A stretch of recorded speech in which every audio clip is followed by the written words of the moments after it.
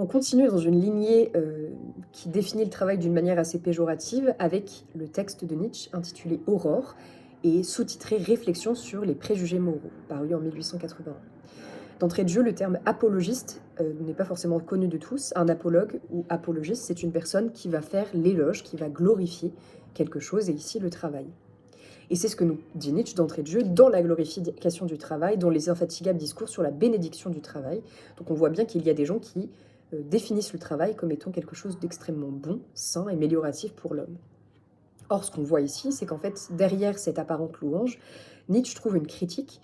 Il la formule de la sorte: je vois la même arrière-pensée que dans les louanges des actes impersonnels et conformes à l'intérêt général, autrement dit la crainte de tout ce qui est individuel.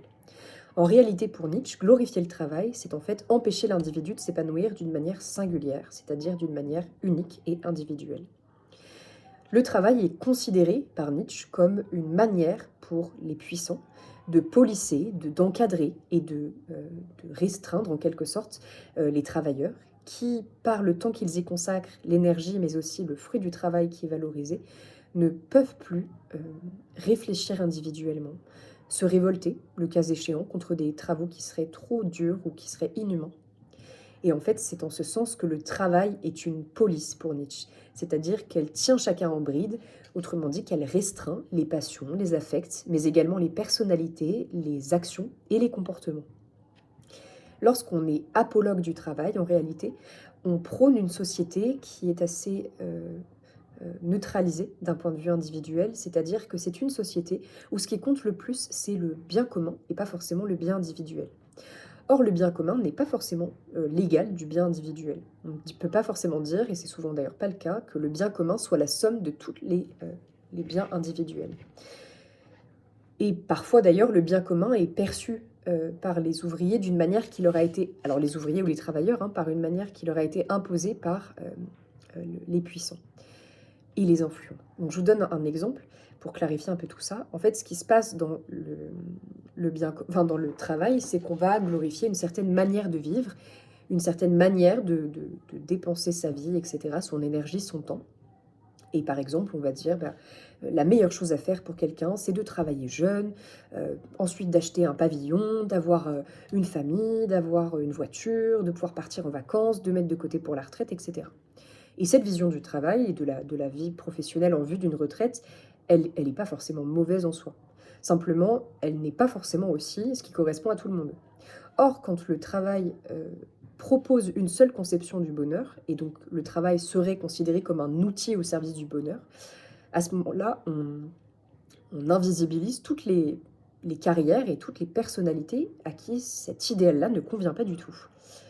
Et en fait, ce qui se passe, c'est qu'ici, comme le travail est extrêmement chronophage d'un point de vue du temps, mais également très prenant et usant, c'est ce que Nietzsche nous dit quand il dit qu'il use la force nerveuse. Un travail, c'est fatigant, fin de journée, on est épuisé. Alors, ce qui se passe, c'est qu'en fait, euh, la force nerveuse, donc la force, l'énergie et le temps d'une personne sont pris au service de la volonté, par exemple, d'un patron. Et c'est autant de temps, d'énergie et d'action qui ne sont pas mises au service de la réflexion, la méditation, les rêves, les soucis, l'amour, la haine, etc. Le travail récompense. On peut avoir par exemple des promotions, des employés du mois, des professeurs excellents, etc. Mais en réalité, pour Nietzsche, si on ne fait pas ce travail-là avec une passion sincère, et si on est employé dans une entreprise qui sert les intérêts d'un patron, d'un collectif d'actionnaires, en fait, on ne se sert pas nous-mêmes, on est aliéné. Et on va consacrer notre jeunesse, notre énergie et notre temps à la vision, au rêve et à l'argent en réalité de quelqu'un d'autre. Et donc, c'est ainsi que le travail est certes présenté comme une source de sécurité. Quand on a de l'argent, un emploi stable, etc., on est considéré comme ayant bien réussi en société. Mais le problème, c'est qu'en fait, derrière, peut-être que ça nous empêche une réflexion plus créative, plus de temps pour nous-mêmes. On peut tout à fait ouvrir cette réflexion avec la culture du loisir, qui serait donc une culture de l'improductivité. Et c'est vrai qu'en société, on peut tout à fait voir que être peu productif est vite considéré comme étant néfaste. Or, à l'inverse, il est tout à fait normal, à certains moments de sa vie et de sa journée, de ne pas être productif. Mais dans une culture de la productivité à l'excès, toute improductivité, le sommeil, la sieste, les moments qui ne gagnent pas d'argent, qui ne rapportent pas d'argent, qui ne consomment et ne dépensent pas, sont considérés comme des moments perdus. Et qui parmi nous, peut dire, «Moi j'ai jamais considéré que dormir la nuit c'était utile.